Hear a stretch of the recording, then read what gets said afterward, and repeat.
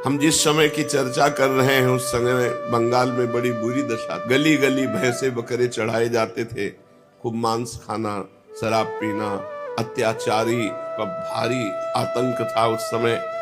मनुष्य धर्म कर्म से हीन होकर नाना प्रकार के पाखंड धर्मों का आश्रय किए हुए थे और वाम मार्ग मतलब शास्त्र के विरुद्ध आचरणों का खूब बोलबाला था। घोर तांत्रिक पद्धतियों वाले भगत मिलते।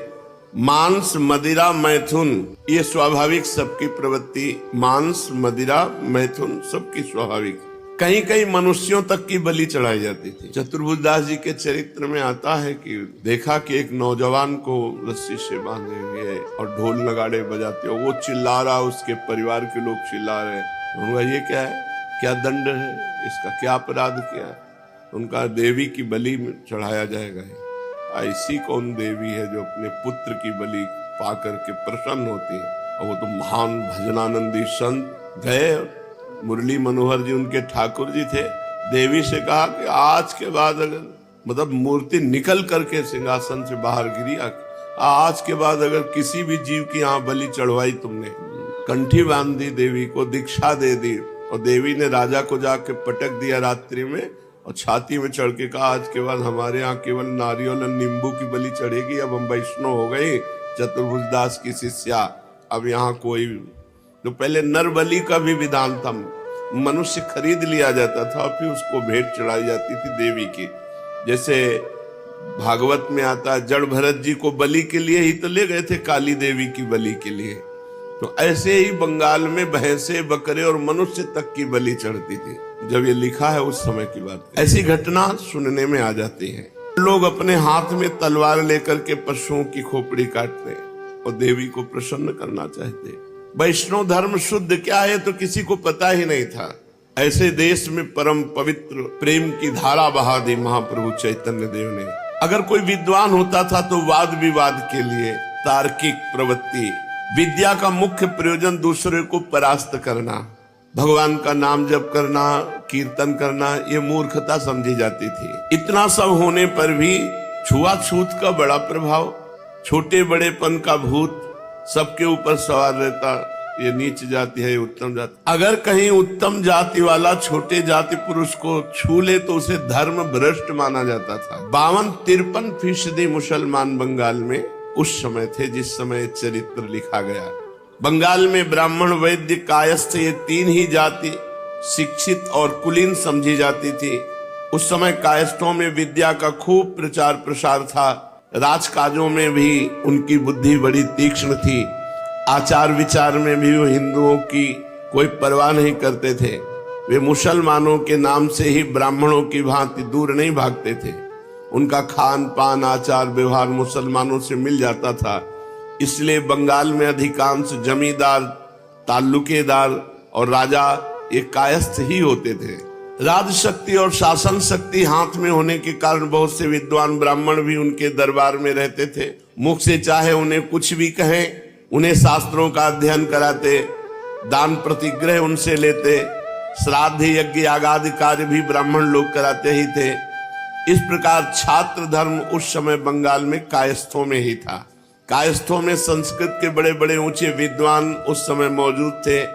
बहुत से कायस्थ जमींदारों के नाम तो मुसलमानों की ही तरह होते थे, जैसे बुद्धिमंत खां, रामचंद्र खां आदि आदि। महाप्रभु गौरांग के प्रादुर्भाव के समय गौड़ देश के शासक सुबुद्धि खां सुबुद्धि राय थे। उनके यहाँ हुसैन खान नाम का बड़ा ही आत्माभिमानी और कुशाग्र बुद्धि सेवक था। एक बार कोई काम बिगड़ जाने पर राजा ने उसकी पीठ पर क्रोध में चाबुक मार दिया। इससे हुसैन खान अभिमानी स्वभाव का, उसने मन ही मन ठान लिया कि अब तुम्हें राज्य पद से हम गिरा के ही रहेंगे, प्रतिज्ञा कर ली। बुद्धिमान तो था ही, उसने बड़े बड़े अधिकारियों से धीरे धीरे मिला और राजा के प्रति द्वेष खड़ा किया और सभी को साम दाम दंड और भेद आदि नीतियों का आश्रय लेकर सब सेनापति सेना अपने कब्जे में की और राजा को कैद करवा लिया। सुबुद्धि खां को स्वयं गौड़ देश का राजा बन गया हुसैन खां। सुबुद्धि राय जब हुसैन खां के बंदी थे तो उनकी स्त्री ने सलाह दी कि इसे जान से मार दो, किंतु हुसैन खां इतनी नीच प्रकृति का मनुष्य नहीं था। उसने कहा चाहे इसने मेरे साथ कैसा भी बर्ताव किया हो, आखिर तो ये मेरा स्वामी रहा है और मैंने इसका नमक खाया है। मैं इसको मारूंगा तो नहीं, पर बंदी बना के रखूंगा। कुछ दिन बंदी बना के रखा और फिर छोड़ दिया, किंतु उसने पहले अपने जूठे पानी को पिलाया, जबरदस्ती उसे धर्म भ्रष्ट किया। सुबुद्धि खां को, सुबुद्धि राय को, उनके सेवक हुसैन खां ने स्वयं राजा बन गया और उसे अपने जूठा खिलाया। अब राज्यच्युत और धर्म भ्रष्ट सुबुद्धि राय ने गौड़ देश के पंडितों से इस पाप का प्रायश्चित की व्यवस्था पूछी। धर्म के मर्म को भली भांति जानने वाले विद्वान ब्राह्मणों ने बहुत बढ़िया व्यवस्था बताई। उन्होंने कहा इस पाप का प्रायश्चित है प्राण त्याग, इसके अतिरिक्त दूसरा कोई नहीं, तब तुम पवित्र होगे। ये पहले की व्यवस्था थी। जन्म से राज सुखों को भोगने के आदि और ऐशो आराम में पले हुए सुबुद्धि राय की बुद्धि ने ब्राह्मणों की इस व्यवस्था को स्वीकार नहीं किया। वे कोई और व्यवस्था चाहते थे, इसलिए वाराणसी के पंडितों के पास गए। काशी के पंडित कोई घाट थोड़े ही थे, शास्त्रों का अध्ययन उन्होंने भी किया था, उन्होंने भी वही व्यवस्था रखी। सुबुद्धि राय इधर उधर भटकते हुए अपने जीवन को बिताने लगे। कालांतर में जब चैतन्य महाप्रभु वाराणसी पधारे थे, उनका नाम सुनकर उनकी शरण में आए, तब महाप्रभु ने कहा कि इस व्यवस्था की कोई जरूरत नहीं, केवल हरि नाम लो सब पवित्र हो जाओ। कितना सुंदर, भगवान नाम लेते ही जीव परम पवित्र हो जाता है। प्राण त्यागने से कुछ नहीं मिलता। जाओ वृंदावन वास करो और अहरनिश श्री कृष्ण नाम जप करो। महाप्रभु ने व्यवस्था दी थी। ये है परम पावन व्यवस्था। चावल की भूसी में आग लगा कर ये सब कैसे कैसे कैसे कैसे विधान शास्त्रों में पढ़ करके बताए जाते थे। कितना बड़े हरि परम पवित्र हो गए, कृष्ण परम पवित्र हो गए। जाओ महात्माओं की सेवा करो वृंदावन में और वृंदावन वास करो, अहरनिश कृष्ण नाम चिंतन करो, तुम परम पवित्र हो जाओगे। सतरति सतरति सा लोकांतारयति। भगवान नाम जब से करोड़ों करोड़ों जन्मों के पाप नष्ट हो जाते हैं। एक जन्म के पाप की कौन बात करे। प्रभु की आज्ञा सिरोधार्य करके वृंदावन में आकर रहने लगे और जंगलों में सूखी लकड़ियां बिनते, जो 2-4 पैसे की बिकती उससे साधु सेवा करते। आप तो 1 पैसे के चना खाते और 2-3 पैसे की कोई सामग्री खरीद कर साधु सेवा करते। वृंदावन में संत सेवा का बहुत बड़ा प्रभाव है। हुसैन खां राजगद्दी पर बैठते ही अपना शासन जमाने के लिए स्थान स्थान पर अपने काजियों को नियुक्त किया। बहुत से लोगों को इलाकों का ठेका दे दिया। वे एक प्रकार से पट्टेदार जमींदार ही समझे जाते थे। लोगों से लगान वसूल करके नियमित रकम तो बादशाह को देते, शेष जो बचती उसे अपने पास रख लेते। इस प्रकार नवद्वीप में बुद्धिमंत खां, हरिपुर ग्राम में गोवर्धन दास मजूमदार, कुलीन ग्राम में मालाधार और खेतूर ग्राम में कृष्णानंद दत्त आदि इन कायस्थ जमींदारों को भी ठेके दिए गए। अधिकांश ठेकेदार मुसलमान अथवा कायस्थ ही होते थे। नवद्वीप में चांद खां नाम के काजी की नियुक्ति की गई और जगन्नाथ तथा माधव जगाई मधाई नाम के क्रूर कर्मा 2 ब्राह्मण भाइयों का वहां का कोतवाल बनाया गया। नवद्वीप के बेल पोखरिया नामक मोहल्ले में चांद खां की कचहरी थी। उस समय काजी मुंसिफ या जज का काम करते थे। वे हिंदू मुसलमानों के झगड़ों का फैसला करते थे। इसी प्रकार एक मुलूक नाम का काजी शांतिपुर के समीप गंगा जी की धारा के पास रहता था। नवद्वीप उस समय बंगाल भर में विद्या का सर्वश्रेष्ठ केंद्र समझा जाता था। उसमें संस्कृत विद्या की 50 पाठशालाएं थी, जो टोल के नाम से विख्यात थी। दूर दूर से विद्यार्थी आ करके नवद्वीप में विभिन्न शास्त्रों का अध्ययन करते और नवद्वीप के नाम को देशव्यापी बनाते। उस समय संस्कृत के प्रधान केंद्र नवद्वीप ने बहुत से लोक प्रसिद्ध पंडितों को उत्पन्न किया। मिथिला से न्याय के ग्रंथ को कंठस्थ करके उसका बंगाल और उड़ीसा में प्रचार करने वाले वासुदेव सार्वभौम उन दिनों नवद्वीप में ही पढ़ते थे। उस समय विद्वानों में नैयायिक रामचंद्र, सार्वभौम, विद्यावागीश, महेश्वर, विशारद, नीलांबर चक्रवर्ती, अद्वैताचार्य, गंगादास आदि का नाम विशेष उल्लेखनीय है। सार्वभौम के विद्यार्थियों में रघुनाथ दास, भवानंद, रघुनंदन, कृष्णानंद तथा मुरारी गुप्त आदि लोग प्रसिद्ध और भारी विद्वान हुए। इस प्रकार उस समय नवद्वीप बंगाल भर में विद्या का एक प्रधान स्थान समझा जाता था। सैकड़ों विद्यार्थी एक साथ ही गंगा जी के घाटों पर स्नान करते और परस्पर में शास्त्र चर्चा करते बड़े ही भले मालूम पड़ते। चारों ओर पंडितों की ही चहल पहल रहती। कहीं न्याय की फक्कियाएं चल रही तो कहीं व्याकरण की पंक्तियां पूछी जा रही। सभ्य और धनी मानी पुरुषों में भी संस्कृत विद्या का आदर था। वे संस्कृत विद्या को आज की भांति हे नहीं समझते थे। इसी कारण अध्यापक तथा विद्यार्थियों को भोजन वस्त्रों की कमी नहीं रहती। धनी पुरुष उनके खाने पहनने की स्वयं ही श्रद्धा भक्ति के साथ प्रबंध कर देते। ऐसे ही घोर क्रांति के समय में इस विद्या व्यासंगिनी पुरी में महाप्रभु चैतन्य देव का जन्म हुआ। उन्होंने अपनी भक्ति भागीरथी की बाढ़ में सभी पंडितों के नास्तिकवाद को एक साथ ही बहा दिया। उनके भक्ति भाव के ही कारण नवद्वीप भावुक भक्तों का अड्डा और भक्ति का केंद्र बन गया। सचमुच वही माता होने का सौभाग्य है, वही माता सार्थक है, वही माता धन्य है जिसके गर्भ से भगवान के भक्त का जन्म हुआ हो। कुलम पवित्रम जननी कृतार्था वसुंधरा पुण्यवती च तेन। धन्य है वो भूमि, धन्य है वो गांव, धन्य है वो माता पिता जिसके कुल में भगवान का भक्त पैदा हो। नाम प्रसंग कहे तू प्रदेश, जहां या धर्म धन्य सो देश। धन्य सो कुल जे जन्म भयो, धन्य सो तात, धन्य सो माय, संतत सकल सुनो चित लाए। जिसके गर्भ से भगवत भक्त पुत्र का जन्म हुआ हो। जन्म और मृत्यु ही जिसका स्वरूप है। ऐसे परिवर्तनशील संसार में गर्भ धारण तो प्रायः सभी योनियों की माताएं करती हैं, किंतु सार्थक गर्भ उसी का कहा जा सकता है जिसके गर्भ से उत्पन्न हुए पुत्र के ऊपर हरिभक्तों की मंडली में हर्ष ध्वनि होने लगे।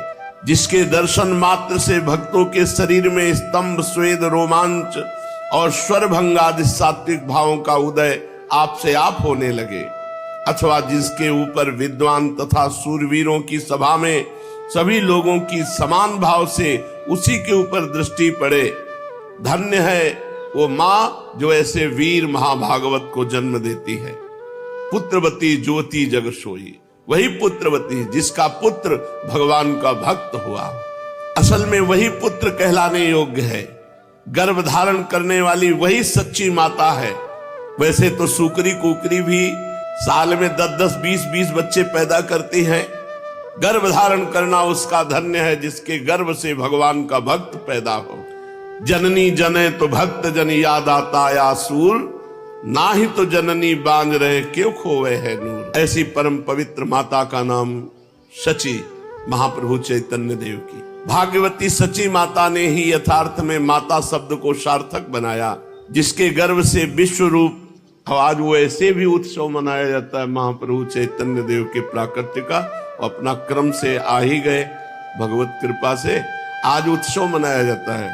आज महाप्रभु के जन्म का उत्सव मनाया जाता है। जो ऐसे अपने होली मनाई जाती है, ऐसे बंगाल देश में चैतन्य महाप्रभु के प्राकट्य उत्सव को आज ऐसे रंग भरे भाव से खेला जाता है। यथार्थ में माता शब्द को सार्थक किया सची माता ने, जिसके गर्भ से विश्व रूप और श्री कृष्ण चैतन्य देव जैसे दो पुत्र रत्न उत्पन्न हुए। श्री कृष्ण चैतन्य महाप्रभु को पैदा करके वे जगन माता ही बन गई। गौरांग जैसे महापुरुष को जिन्होंने गर्भ में धारण किया हो, उन्हें जगन माता का प्रसिद्ध पद प्राप्त होना ही चाहिए। महाप्रभु गौरांग देव जी के पूर्वज श्रीहट्ट हिलहट निवासी थे। ये नगर आसाम प्रांत में है और बंगाल से सटा हुआ ही है। वर्तमान काल में आसाम प्रांत का एक सुप्रसिद्ध जिला है। इसी श्रीहट्ट नगर में भरद्वाज वंशी परम धार्मिक और विद्वान उपेंद्र मिश्र नाम के एक तेजस्वी और कुलीन ब्राह्मण निवास करते थे। उपेंद्र मिश्र धर्मनिष्ठ और स्वकर्म परायण होने के साथ खाने पीने की कोई कमी नहीं थी। उनकी गुजर साधारणतया भली भांति ही हो जाती थी। उन भाग्यशाली ब्राह्मण के 7 पुत्र हुए। उपेंद्र मिश्र के 7 लड़के थे। कंसारी, परमानंद, पद्मनाभ, सर्वेश्वर, ये सब महाप्रभु के चाचा ताऊ हैं।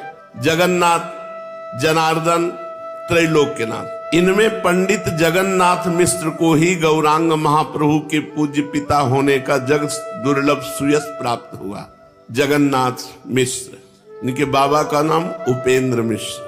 पंडित जगन्नाथ मिश्र अपने पिता की अनुमति से संस्कृत विद्या पढ़ने के लिए सीलहट से नवद्वीप आए और पंडित गंगादास जी की पाठशाला में अध्ययन करने लगे।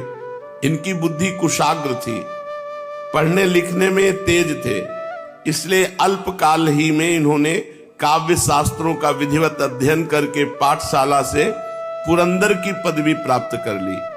इनके रूप लावण्य तथा विद्या बुद्धि से प्रसन्न होकर नवद्वीप के प्रसिद्ध पंडित श्री नीलांबर चक्रवर्ती, ये महाप्रभु चैतन्य देव जी के नाना हैं, इन्होंने अपनी ज्येष्ठ कन्या सची देवी का विवाह पंडित जगन्नाथ मिश्र से कर दिया। नीलांबर चक्रवर्ती जी नवद्वीप निवासी नहीं थे, इनका आदि स्थान फरीदपुर के जिले में मगडोवा नामक एक छोटे से ग्राम में था।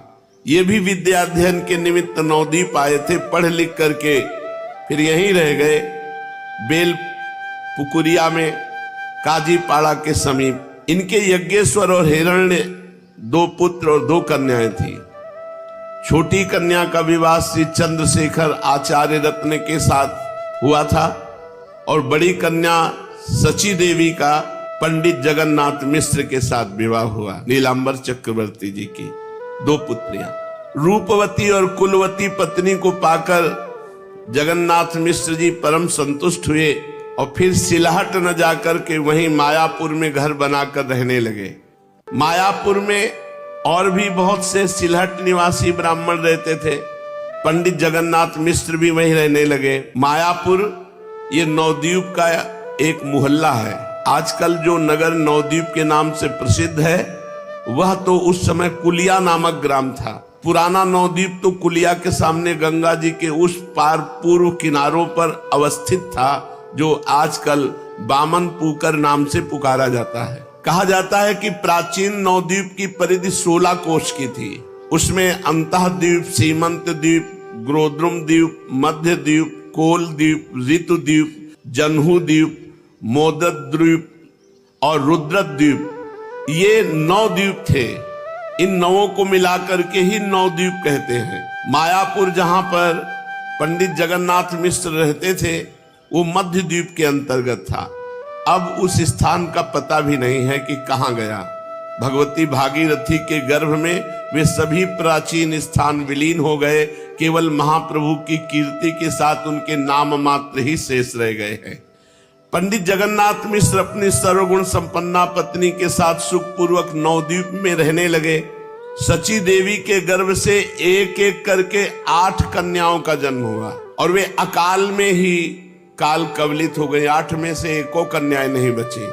इससे मिश्र दंपति का गारस्थ जीवन चिंतामय और दुखमय बना हुआ था। गृहस्थी के लिए संतानहीन होना बड़ा कष्टप्रद माना जाता है। उससे भी अधिक कष्टप्रद संतान होकर उसका जीवित न रहना। सची माता के 8 कन्याएं हुई, 8 में एको बची नहीं।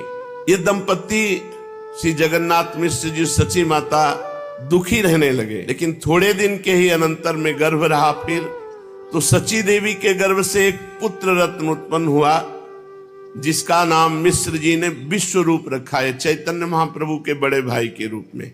विश्वरूप सचमुच विश्वरूप थे। माता पिता को इस अद्वितीय रूप लावण्य युक्त पुत्र को पाकर परम प्रसन्नता प्राप्त हुई। चंद्रमा की कलाओं के समान विश्वरूप धीरे धीरे बड़े होने लगे। इस प्रकार विश्वरूप की अवस्था 9-10 वर्ष की हुई होगी कि तभी माघ मास में सची देवी के फिर गर्भ रहा। बस इसी गर्भ में प्रेमावतार महाप्रभु श्री श्री कृष्ण चैतन्य देव का प्रादुर्भाव हुआ। श्रीमद् भागवत तथा गीता में भगवान ने बार बार श्री मुख से जोर देकर कहा है कि मेरे पाने का एकमात्र उपाय भक्ति ही है। मैं योग से, ज्ञान से, जप से, तप से, समाधि से तथा यज्ञ यागादि अन्य वैदिक कर्मों से इतना तुष्ट नहीं होता जितना कि मैं भक्ति से प्रसन्न होता हूँ। केवल अनन्य भक्ति के द्वारा ही मेरा यथार्थ ज्ञान प्राप्त होता है कि मैं कैसा हूँ और मेरा प्रभाव कितना है। जिस भक्ति की इतनी महिमा है, वह भक्ति जिसके हृदय में हो, उस भाग्यवान भक्त के महत्व का वर्णन भला कौन कर सकता है। वास्तव में भगवान और भक्त नाम मात्र के लिए ही दो है। भक्त भगवान के साकार विग्रह का ही नाम है। भगवान स्वयं ही कहते हैं, मैं तो भक्तों के अधीन हूं, कोई मेरा अपराध कर दे तो उसे मैं क्षमा कर भी सकता हूं, किंतु मेरे भक्त का जो द्रोही है, भक्त का अपराध करने वाला है, तो मैं क्षमा करने में असमर्थ हूं। भगवान भक्तों की महिमा को बतलाते हैं कि मैं भक्तों के पीछे पीछे सदा इसलिए घूमा करता हूं कि उनके चरणों की धूल उड़कर मेरे ऊपर पड़ जाए तो मैं पावन हो जाऊं। यही तक नहीं, भगवान स्वयं भक्तों का भजन करते हैं। भगवान हस्तिनापुर में ही विराजमान थे। महाराज युधिष्ठिर प्रायः हर समय ही उनके पास रहते थे। उन्हें भगवान के बिना चैन ही नहीं पड़ता था। एक दिन रात्रि के 12 बजे महाराज युधिष्ठिर भगवान के स्थान पर पहुंचे तो उस समय भगवान ध्यानस्थ बैठे हुए थे। 12 बजे रात्रि के। धर्मराज बहुत देर तक हाथ जोड़े खड़े रहे। कुछ काल के अनंतर भगवान की समाधि भंग हुई। सामने धर्मराज को खड़े देखकर उन्होंने उनका स्वागत किया और कहा, असमय में कैसे आ गए। धर्मराज जी ने नम्रता पूर्वक निवेदन किया, भगवान और बातें तो मैं फिर पूछूंगा, इस समय जो मुझे बड़ा भारी संशय हुआ उसका पहले उत्तर दीजिए। आप चराचर जगत के एकमात्र स्वामी हैं, संपूर्ण प्राणियों के आप ही भजनीय हैं। ऋषि महर्षि देव दानव देवता मनुष्य सभी आपका ध्यान करते हैं, और इस समय मैंने देखा कि आप ध्यान कर रहे हैं। किसका? सारा जगत ऋषि महात्मा तो सब आपका ध्यान करते हैं, आप किसका ध्यान कर रहे थे? ये मुझे बड़ा कौतूहल हुआ। आप किसका ध्यान कर सकते हैं? धर्मराज के प्रश्न को सुनकर भगवान हंसे और मंद मंद मुस्कान के साथ बोले, धर्मराज, ये ठीक है कि संपूर्ण जगत मेरा भजन करता है, किंतु मैं अपने भक्तों का भजन करता हूँ। मैं सदा भक्तों के ध्यान में मग्न रहता हूँ। ये सुनकर धर्मराज ने पूछा, इस समय आप किस भक्त का ध्यान कर रहे थे प्रभु? भगवान ने गदगद कंठ से कहा, जिन्होंने सर्वस्व त्याग कर केवल मेरे में ही अपने मन को लगा रखा है, जो 6 महीने से बाणों की सैया पर बिना कुछ खाए पिए मेरे अनन्य ध्यान में मगन है। मैं उन भक्तराज भीष्म पितामह का ध्यान कर रहा था। भगवान की भक्त वत्सलता की बात सुनकर भक्ति की सर्वश्रेष्ठता के संबंध में किसे संशय रह सकता है। भगवान ही इस जगत के एकमात्र आश्रय हैं। उनकी भक्ति उनकी कृपा के बिना प्राप्त नहीं हो सकती। ज्ञान कर्म तथा भक्ति के वे ही एकमात्र प्रवर्तक हैं। जब कर्म की शिथिलता देखते हैं तब आप नरपति विशेष के रूप में उत्पन्न होकर कर्म का प्रचार करते हैं। जब ज्ञान का लोप देखते हैं तब मुनि विशेष के रूप में प्रकट होकर ज्ञान का प्रसार करते हैं।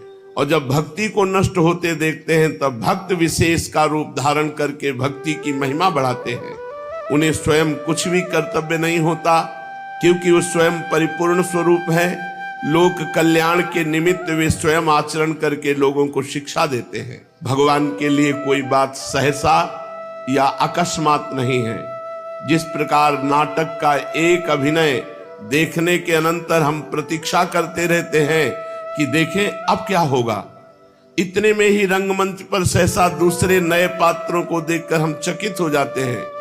किंतु नाटक के व्यवस्थापक के लिए इसमें सहसा या अकस्मात कुछ भी नहीं। वो जानता है इसके बाद इनको पेश करना है। उसे आदि से अंत तक संपूर्ण नाटक का पता है कि इसके बाद कौन सा पात्र क्या अभिनय करेगा। इसी प्रकार इस जगत के रंगमंच पर भगवान जो नाटक खेला रहे हैं उसका उन्हें रत्ती रत्ती का पता है। उनके लिए भविष्य के गर्भ में कोई बात छिपी नहीं। भविष्य का पर्दा तो हम अज्ञानियों के नेत्रों पर पड़ा हुआ है। हम किसी घटना को देखकर ही उसे नई और सहसा उत्पन्न हुई बताने लगते हैं। यही हमारी अपूर्णता है। कार्य को देखकर कारण के संबंध में सोचते हैं, किंतु दिव्य दृष्टि वाले कारणों को पहले ही समझ जाते हैं, इसलिए उन्हें किसी भी घटना में कोई आश्चर्य नहीं होता। साके 1407 संवत 1542 विक्रमी फाल्गुन की पूर्णिमा का शुभ दिवस जो कल निकल गया। आज उत्सव मनाया जाता है जन्म का, महाप्रभु का गौर पूर्णिमा कही जाती है, जो कल पूर्णिमा गई। संपूर्ण भारतवर्ष में प्रसन्नता छाई हुई है। रामकृष्ण के मानने वाले सभी हिंदुओं के घरों में अपनी अपनी शक्ति के अनुसार सुंदर सुंदर पकवान बनाए गए हैं। सबों ने अपने अपने घरों को लीप पोत कर स्वच्छ और सुंदर बनाया है। बहुत पहले सतयुग में आज के दिन भक्तराज प्रहलाद ने अग्नि में प्रवेश करके भक्ति की विशुद्धता, पवित्रता और निर्मलता दिखाई थी। भगवत भक्ति के कारण उनके पिता की भगनी होली, जो इन्हें गोद में लेकर अग्नि में बैठी थी, स्वयं जल गई, किंतु प्रहलाद जी का बाल भी बाका नहीं हुआ। इसी कारण भक्तों में अत्यंत ही आह्लाद उत्पन्न हुआ और तभी से आज तक यह दिन परम पवित्र समझा जाता है। आज के दिन जीवन में नव जीवन का संचार होता है। वर्ष भर की सभी बातें भुला दी जाती हैं। आज किसी से द्वेष या वैर नहीं माना जाता। द्वेष वैर भुलाकर अग्नि में स्वाहा करके सबको अबीर लगाया जाता है, गुलाल लगाया जाता है, चरण छुए जाते हैं, गले मिला जाता है। साल भर के वैर द्वेष और अशुभ कर्मों को होली की ज्वाला में स्वाहा कर दिया जाता है। आज के दिन शत्रु मित्र का कुछ भी विचार न करके सबको गले से लगाते हैं। इतने दिनों से होली होती तो थी, किंतु यथार्थ होली तो आज ही है। तभी तो भक्तों के हृदय में कोई एक अज्ञात आनंद हिलोरे मार रहा है। पंडित जगन्नाथ मिश्र अपने घर के कोने में बैठे हुए हैं। इनके पास सांसारिक धन वैभव नहीं है, फिर भी जो ब्राह्मणों का धन है, जिसके कारण ब्राह्मणों को तपोधन कहा जाता है, उस तपस्या रूपी धन का अभाव नहीं है। महाप्रभु जिस घर में प्रकट हुए, छोटा सा घर है, मिट्टी का, साफ सुथरा, संपूर्ण स्थान गौ के गोबर से लिपा हुआ है। आंगन में तुलसी का सुंदर बिरवा है, एक और गौ बंधी है और तांबे और पीतल के ही बर्तन हैं जो खूब मांज करके स्वच्छ रखे हुए। मिश्र जी किसी शास्त्र का अध्ययन कर रहे हैं। ब्राह्मणों का धन तपस्या ही होती थी। प्रायः ब्राह्मण, जो पवित्र ब्राह्मण, वो निर्धन ही होते थे। ऐसे नहीं कि रुपया पैसा को नहीं, वो तो उनके जो पुरोहित कर्म करते हैं या कोई और कर्म करते हैं। अचानक आवाज आई कि सची देवी को प्रसव पीड़ा हो रही है। घर में कोई दूसरी स्त्री थी नहीं, सास या देवरानी जेठानी, ये तो सब श्री हट निवासी थे, तो सिलहट जिसे कहते हैं। तो यहां तो केवल सची मैया थी। पंडित चंद्रशेखर आचार्य रत्न की पत्नी अपनी छोटी बहन इनको बुला लिया। धीरे धीरे वेदना बढ़ने लगी, भक्तों के अज्ञात आनंद की वृद्धि होने लगी। सूर्यास्त होने को था, किंतु पूर्णिमा का चंद्र उदय नहीं हुआ था। कारण महाप्रभु चैतन्य चंद्र के उदय होने की प्रतीक्षा मानो कर रहा था। राहु ने सुअवसर पाकर चंद्रमा को ग्रस लिया था। उस दिन चंद्र ग्रहण था, तो स्नान करने के निमित्त नवद्वीप के सभी घाटों पर स्त्री पुरुषों की भारी भीड़ लगी हुई थी गंगा जी स्नान के लिए। असंख्यों नर नारी उस पुण्य अवसर पर स्नान करने के निमित्त सब गंगा जी के किनारे एकत्र थे। उच्च स्वर से राम कृष्ण हरि की मधुर ध्वनि, भगवान नाम कीर्तन, जिसको जो भावे वो भगवान का नाम ले रहा था। सब प्रेमोन्मत्त, पता नहीं कि कौन सी लहर दौड़ी कि जितने गंगा स्नान करने आए थे सब नाच रहे हैं, आनंदित हो रहे हैं, हरि बोल कहकर। क्यों? क्योंकि इस समय नामावतार श्री गौरांग देव चैतन्य महाप्रभु का प्रादुर्भाव हुआ। सची देवी की बहन ने ये शुभ समाचार जगन्नाथ मिश्र को सुनाया कि तुम्हारे पुत्र हुआ है। 10 वर्ष के बड़े भ्राता विश्वरूप जी थे। मिश्र जी की प्रसन्नता का तो कुछ ठिकाना ही न रहा। वे तो अत्यधिक आनंदित हो गए, आनंद की सीमा न रही। क्षण भर में मोहल्ले भर में समाचार फैल गया। स्त्री पुरुष जिसने भी सुना वही जगन्नाथ मिश्र जी के घर दौड़ा आया। अद्वैताचार्य की धर्मपत्नी श्रीवास जी की स्त्री सची देवी की जितनी अंतरंग सहेलियां थी, सब बच्चे को देखने के लिए आ गई। विश्वरूप के द्वारा समाचार पाकर सची देवी के पिता नीलांबर चक्रवर्ती भी, जो उनके नाना थे, उपस्थित हुए। वे प्रसिद्ध ज्योतिषी थे। उन्होंने उसी समय जन्म के समय से गणना करके लग्न निकाली और जन्म कुंडली बनाकर ग्रहों के फल देखने लगे। इतने शुभ ग्रहों को देखकर वे आनंद में गदगद हो उठे। मिश्र जी बोले, बालक साधारण बालक नहीं है, ये महान पुरुष होगा। इसके द्वारा असंख्यों जीवों का कल्याण होगा। इसके राजग्रह स्पष्ट बता रहे हैं कि ये असाधारण महापुरुष होगा। इस प्रकार ग्रहों का फल सुनकर मिश्र जी के आनंद की और भी अधिक वृद्धि हुई। उस समय उन्हें अपनी निर्धनता पर कुछ खेद हुआ। उनका हृदय कह रहा था कि यदि मेरे पास इस समय कुछ होता तो मैं दान करता। फिर भी जो कुछ जैसा आनंद उत्सव मनाया। रात्रि आनंद और उत्साह में व्यतीत हुई। तो दूसरे दिन धुलेड़ी थी। उस दिन परस्पर अबीर गुलाल और रंग से लोग होली खेलते हैं। अपने तो सौभाग्य हो गए कि क्रम से महाप्रभु के जन्मदिन में ही जन्मदिन का चरित्र आया। क्रम से आया, कोई अपना अनुष्ठान तो नहीं किया, क्रम से आ गया अपने आप। उस दिन सुबह धुलेड़ी थी। अबीर गुलाल और रंग से लोग होली खेलते हैं। कट्टर से कट्टर पंडित भी इस स्पर्शा स्पर्श का भेद नहीं मानते। सभी परस्पर में मिलते हैं। उस दिन भक्तों में महान आनंद रहा।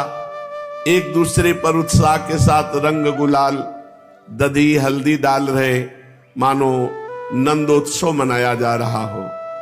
भक्तों ने अनुभव किया कि मानो आकाश में देवता उनकी प्रसन्नता और अपनी प्रसन्नता मिलाकर जय घोष कर रहे हैं, क्योंकि भक्तों को अभयदान देने के लिए महाप्रभु चैतन्य देव प्रकट हुए हैं। संपूर्ण नवद्वीप ही नहीं, संपूर्ण देश में भक्ति भागीरथी की एक ऐसी मनोरम बाढ़ आवेगी जिसके द्वारा सभी जीव पावन बन जाएंगे और चारों ओर हरि बोल यही सुमधुर ध्वनि सुनाई पड़ेगी। पंडित जगन्नाथ मिश्र और सची देवी की मानसिक प्रसन्नता को वही अनुभव कर सकता है जिसकी अवस्था महाराज दशरथ और जगन माता कौशल्या की सी हो, अथवा देवकी और वसुदेव की जो प्रसन्नता हुई वही प्रसन्नता मिश्र दंपति के हृदय में विद्यमान थी। सची देवी की क्रमशः 8 कन्याएं प्रसव होने के कुछ काल ही पश्चात परलोक गामिनी बन चुकी थी। इस वृद्धावस्था में दंपति संतान सुख से निराश हो चुके थे कि भगवान का अनुग्रह हुआ और विश्वरूप का जन्म हुआ। विश्वरूप यथा नाम तथा गुण ही थे। इनका रूप विश्व को मोहित करने वाला था, किंतु इनमें बालोचित चांचल्य इनमें बिल्कुल नहीं था। चेहरे पर परम शांति विराजमान थी। माता पिता इस सर्वगुण संपन्न पुत्र के मुख कमल को देखकर मन ही मन प्रसन्न हुआ करते थे। अब भगवान की कृपा का क्या कहना, विश्वरूप के बाद दूसरे बालक को देखकर तो मिश्र दंपति अपने आप को ही भूल गए थे।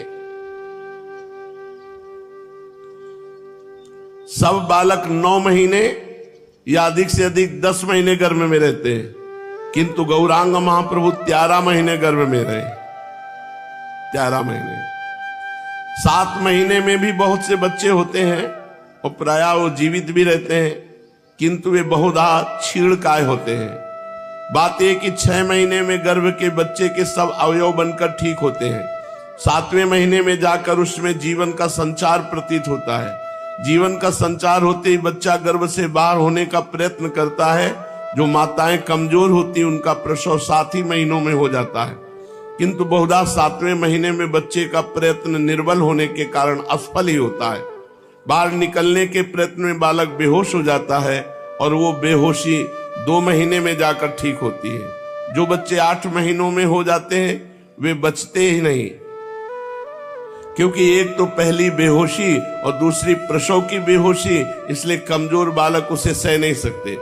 10 महीने का बच्चा खूब तंदुरुस्त होता है और 13 महीने गर्भ में रहने के कारण गौरांग महाप्रभु बहुत ही तेजस्वी साल भर के से प्रतीत हो रहे थे।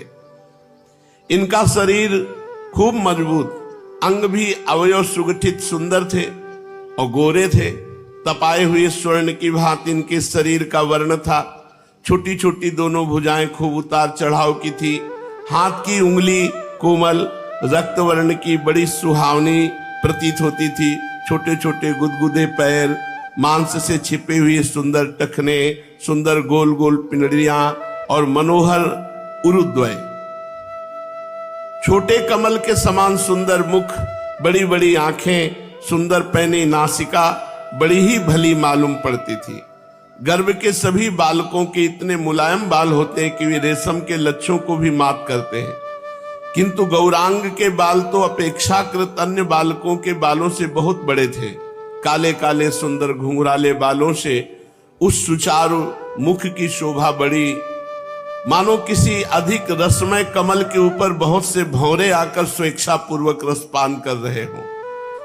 सची माता गौरांग महाप्रभु की उस रूप माधुरी को बार बार निहारती और आश्चर्य सागर में गोते लगाने लगती। वो बच्चे के सौंदर्य में एक अपूर्व तेज का अनुभव करती। धीरे धीरे 1 महीने के महाप्रभु जब हुए तो बंगाल की ओर माता 21 दिन में अथवा महीने भर में प्रसूति घर से बाहर होती है, तभी षष्ठी पूजा होती है। नामकरण संस्कार प्रायः 4 महीनों में होता है, किंतु अब तो लोग बहुत पहले भी करने लगते हैं। 1 महीने के बाद गौरांग का निष्क्रमण संस्कार हुआ। सखी सहेलियों के साथ सची देवी बालक को लेकर गंगा स्नान करने के निमित्त गई। वहां जाकर विधि पूर्वक गंगा जी का पूजन किया। फिर षष्ठी देवी के स्थान पर उनके पूजन के निमित्त गई। ये षष्ठी देवी कौन है? इनके संबंध में पृथक पृथक देशों की पृथक पृथक मान्यता है। ये कोई शास्त्रीय देवी नहीं है, एक लौकिक पद्धति है। बहुत जगह तो ये बालकों के अशुभ को मिटने वाली समझी जाती है और इसीलिए बालक के कल्याण के निमित्त इनकी पूजा करते हैं। और हमारी तरफ बालक के जन्म के 6ठे दिन छठी देवी का पूजन होता है। घर की सबसे मान्य स्त्री पहले पूजा करती है, फिर संपूर्ण कुल परिवार की स्त्रियां आकर पूजा करती हैं, भेंट चढ़ाती हैं। मान्य स्त्री उन सबको खाने के लिए सीरा, पूड़ी, अन्य वस्तुएं देती है। हमारी ओर भावी माता को ही षष्ठी मानते हैं। ऐसी मान्यता है कि भावी माता उसी दिन रात्रि में आकर बालक की आयु भर का शुभाशुभ भाग्य में लिख जाती है। बालक के भाग्य को खूब अच्छा लिखा जाए, इसलिए उसकी प्रसन्नता के निमित्त उसका पूजन करते हैं। कुछ भी हो, लौकिक ही रीति सही, किंतु इसका प्रचार किसी न किसी रूप में सर्वत्र है। षष्ठी देवी के स्थान पर जाकर सची देवी ने श्रद्धा भक्ति के साथ देवी का पूजन किया और वे बच्चे के मंगल कामना के निमित्त देवी के चरणों में प्रार्थना करके सखी सहेलियों के साथ प्रसन्नता पूर्वक घर लौट आई। बालक ज्यों ज्यों बढ़ता जाता त्यों ही त्यों उनकी चंचलता भी बढ़ती जाती। विश्वरूप जी जितने शांत गंभीर थे, चैतन्य महाप्रभु उतने ही अधिक चंचल थे। 1 महीने के ही थे कि अपने आप ही आंगन में घुटनों के सहारे रेंगने लगते और चलते चलते जोर से किलकारियां मारने लगते। कभी कभी अपने आप ही हंसने लगते। माता इन्हें पकड़ती, किंतु इन्हें पकड़ना सहज काम नहीं था। वे स्तन पीते पीते कभी इतनी जोर से दौड़ते कि इन्हें रोक रखना असंभव हो जाता। पहले पहले बहुत रोते। माता भांति भांति से चुप करने की चेष्टा करती, किंतु ये चुप नहीं होते थे। एक दिन ये छोटे पालने पर पड़े बहुत जोर से रो रहे थे। माता ने बहुत चेष्टा किंतु ये चुप नहीं हुए। तब इनको नाम ध्वनि सुनाई दी, हरि बोल हरि बोल हरि बोल। बस ये किलकारियां मारने लगे, चुप हो गए। बस इनके रोने के चुप कराने का उपाय मिल गया, हरि बोल हरि बोल। जब कभी रोते तो माता बड़े कोमल कंठ से गाती, हरि हरि बोल बोल हरि बोल, मुकुंद माधव गोविंद बोल, हरि हरि बोल बोल हरि बोल, मुकुंद माधव गोविंद बोल, मुकुंद माधव गोविंद बोल,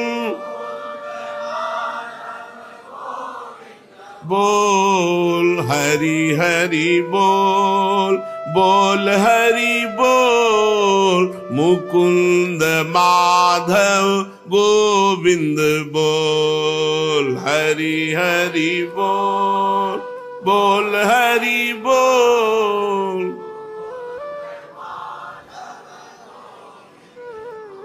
बस सुनते ही महाप्रभु रोना बंद करते, चुप हो जाते। अब तो मोहल्ले की स्त्रियां भी एकत्रित होने लगी और प्यार से सब एकत्रित होकर यही गाती। अब पूरे दिन सची माता के घर में हरि बोल है। ये महाप्रभु का प्रभाव। अभी तो घुटने के बल चलते हैं। पूरे मोहल्ले की माताएं एकत्रित हो जाती, बालक की किलकारियां देखने के लिए हरि बोल हरि बोल हरि बोल। सची देवी के घर आ बैठी थी। सची देवी का स्वभाव बहुत ही मधुर था। उनके घर में जो भी आती उसका खूब प्रेम पूर्वक सत्कार करती, घर का काम काज छोड़कर उनसे बातें करने लगती। इसलिए सभी भली स्त्रियां अपना अधिकांश समय सची देवी के यहाँ बिताती। वे सभी मिलकर गौरांग को खिलाती। बच्चे की जिसमें प्रसन्नता हो खिलाने वाले उसी काम को बार बार करते हैं। तो गौरांग महाप्रभु प्रसन्न होते, हरि बोल किलकारियां मारते, तो स्त्रियां बार बार हरि बोल ऐसे सुनाती। कभी कभी सब मिलकर एक स्वर कीर्तन में महाप्रभु को आनंदित करती। यही हरि बोल बोल हरि बोल, मुकुंद माधव गोविंद बोल। महाप्रभु के घर में नाम कीर्तन की अखंड ध्वनि चल पड़ी। चार गई फिर आई, वो कीर्तन कर रहे, क्योंकि महाप्रभु इसी में मुस्कुराते, इसी में किलकारियां करते। धीरे धीरे चैतन्य महाप्रभु 4 महीने के हुए। मिश्र जी ने शुभ मुहूर्त में बालक के नामकरण संस्कार की तैयारियां की। अपने सहपाठी प्रेमी पंडितों को उन्होंने निमंत्रित किया। ब्राह्मणों ने विधि विधान के साथ वेद पाठ और हवन किया। महाप्रभु के नाना नीलांबर चक्रवर्ती जी ने जन्म नक्षत्र के अनुसार बालक का नाम विश्वंभर रखा। किंतु जन्म की राशि के नाम प्रायः बहुत कम प्रचलित होते हैं। बच्चे का नाम तो माता पिता अपनी राजी से ही रख लेते हैं। ये सब जगह की रिवाज है। बच्चे का आधा नाम लेने में ही सबको आनंद आता है, इसलिए बच्चे का कैसा भी नाम क्यों ना उसे तोड़ मरोड़ कर आधा ही बना लेते हैं। ये प्रगाढ़ प्रेम का एक मुख्य अंग है। सची देवी ने सखियों ने गौरांग का नाम रख लिया निमाई। निमाई के नाम के संबंध में लोगों के भिन्न भिन्न मत हैं। कईयों का कहना है कि जब ये उत्पन्न हुए थे तब धात्री को ऐसा प्रतीत हुआ कि इनके शरीर में प्राणों का संचार नहीं हो रहा है। ये प्रसव के अनंतर अन्य बालकों की भांति रोए नहीं। जब इनके कान में हरिमंत्र बोला गया, हरिनाम, तब ये रोने लगे। इसलिए माता ने कहा ये यमराज के यहाँ नीम की तरह कड़वा साबित हो, इसलिए इसका नाम माता ने निमाई रख दिया। बहुतों का मत है कि इनके प्रसव गृह एक नीम के वृक्ष के नीचे था, इसलिए इनका नाम निमाई रखा गया। बहुतों के विचार में नाम हीनता का द्योतक इसलिए रखा गया कि बच्चे की दीर्घायु हो। लोक में ऐसा प्रचार है, जिस माता की संतानें जीवित नहीं रहती वो अपनी संतान का इसी प्रकार हीन नाम रखती। कुछ भी हो, हमारा मत तो ये है, ये नाम किसी अर्थ को लेकर नहीं रखा गया। प्यार में ऐसे ही नाम रखे जाते हैं और सर्वसाधारण में वही प्रेम का नाम प्रचलित होता है। जैसे नित्यानंद जी का नाम निताई, जगन्नाथ का नाम जगाई, कुछ भी क्यों न हो, संपूर्ण नवद्वीप में गौरांग महाप्रभु का यही नाम प्रसिद्ध हुआ। पंडित होने पर सब लोग इन्हें निमाई पंडित के ही नाम से जानते और पहचानते थे।